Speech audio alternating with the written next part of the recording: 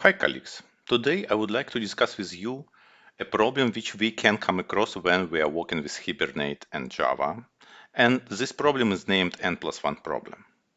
There are a lot of discussions in the internet about this topic, but I would like to try to cover this topic once again a little bit deeper and with more real-life examples. Firstly, let me say several words about GPA and Hibernate. GPA or Java Persistence App is a specification that defines how to persist data in Java applications. Hibernate is a framework that implements that specification. Also, GPA was issued based on the first versions of Hibernate. It means that Hibernate appeared first and only after that GPA was designed. In Java world, there are more than one framework that we can use to manipulate data and to build integration with a relational database. In other words, we have not only Hibernate, we have also some other frameworks. And each time, from time to time, some question appears, do we really need Hibernate? It's a very good question. In this and in some following videos, I am going to show some alternatives for Hibernate and try to discuss and describe approaches when to use them and when not. Also, we should remember about JDBC API, which we also can use to store and retrieve data from relational database. Is Hibernate better than pure JDBC? Generally, yes, because Hibernate is a very good solution for bringing two worlds together, relations and tables on database level and object-oriented language. But this has its own drawbacks. The most popular drawback is an N+1 problem. And also please, always remember about SQL injection attacks, which are possible during using pure JDBC. Here I would like to put some remark for advanced Java developer. Here it's going about feature of Hibernate to evolve database scheme. Please don't do it. In other words, it's possible to generate and evolve database scheme with using Hibernate itself. With high probability, eventually, it's possible to come across with very bad situations. Professional approach for evolving and generating database scheme is to use Liquibase or Flyway. That's why in my examples, I am going to use Flyway. It's a framework, open source framework, which we can use to bring some SQL command to database level. Okay, now it's time to clear and clarify what is the N+1 problem in Hibernate. Firstly, let us imagine that we have the following simple database scheme. We have two tables. One is table users, which represent a user in some system, which following columns. Its first column is ID, it's an identifier or primary key of user. We have username, role, and column timestamp with name created at. And also we have a table post with primary key ID and columns title, body, status, and column timestamp created at. And here also we have a column which is responsible for connection with users, which store user ID is user ID column. In other words, we can say that user in our system is in a relationship with posts, and this relationship is one-to-many. It means that user can have 0 or more posts in our system. And if we are going to extract this data, I mean to extract all user and their posts, we can send the following SQL query. Here we extract all columns from users and posts, and we use left join to connect these two tables, and the connection is based on user ID. What is the N+1 problem? It's a situation when for single request, for example, fetching users, this one, we make additional requests for each user to get information. Specifically, for example, Hibernate, instead of this request, can send something like that. Select asterisk from post where user ID equals to value 1, value 2, and value 3, if we have more than one user to be going to be extracted. And some remarks, as usual. Here in my tables, I am using a UUID as a type for primary key. In microservice architecture, it's better to use UUID for primary key, as long as each service might have their own database, and data between microservices can be shared in some part. And for traceability among different microservices, using UUID is better. Okay, now let us take a look on how discussed database scheme is mapped into Java.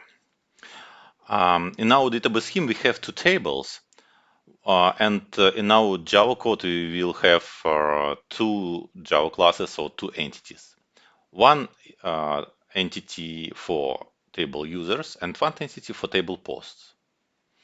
Here we have, let's say, our columns for users and for posts table. And here, this one, this list of posts, it's exactly what I already covered in previous slide. It's a mapping of relationship between users and posts. And one-to-many annotation means that that each user can have 0 or more posts. Now let us jump to IntelliJ, and there I will show this example a little bit in more details. Okay, let me make some code review as a first introduction what we are going to observe. As I already said, for current point of discussion, let us concentrate on two entity classes. One is eager user, which is a representation of table users. And the name of this class is eager because I'm using eager fetch type for one-to-many relationship. In Hibernate, one-to-many relationship by default is lazy, but I'm going to make it eager. Why? I will cover it a little bit later. What does it mean eager? It means when I retrieving user from database, the corresponding post is being retrieved together with my users. And also the next class is eagerPost. It's a representation of table post. And here, nothing special I'm going to say. It's just a simple entity class. To retrieve data from database from Java, I'm going to use Spring GPay repository. And for my eager user, I'm going to use eager user repository. Also to create database, I'm going to use flyway scripts. And I'm going to use Postgres as a database management system. Here you can see two create table commands, one for users and one for posts. And to check N+1 problem, I'm going for checking N+1 problem, I'm going to use JUnit for tests. Here is my class, which is responsible for checking different cases of N+1 problem existence. And also here I have additional flyway scripts just for test purposes, which bring some data in my tables. And now it's very important that in my tables I will have three users, one admin, one manager, and one simple user. For admin, there will be 5 connected posts. For manager, there will be 3 connected posts. And for simple user, there will be 0 connected posts. Okay, firstly, let us take a look on first aspect of N+1 problem. It's a connection between lazy fetching and N+1 problem. And some internet resources, you can find information which is presented here about why does the N+1 problem occur. And what is said there? And this information is really widespread, and this um, information confuse really. It's no help in this information you can find, but only confusion. And it said that the N+1 problem arises in Hibernate due to the way lazy loading is implemented for associations between entities. When lazy loading is used, related entities are fetched from the database only when they are accessed for the first time. However, this can lead to inefficient behavior when accessing collections of entities in a loop, as each access triggers a separate database query.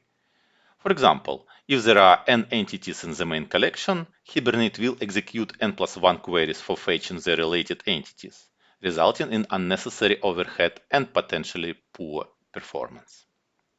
And in the same article, there are also list of possible solutions for N+1 problem in Hibernate. And it's listed that eager fetching is a solution to avoid N+1 problem. Unfortunately, it's not true. N+1 problem doesn't disappear during eager fetching. Some articles also can say that N+1 problem can disappear using lazy fetching. And I mean, when you read these different articles and try to combine and build a common picture, it's really confused. As a result, I would like to say, eager fetching is not a solution to avoid N+1 problem.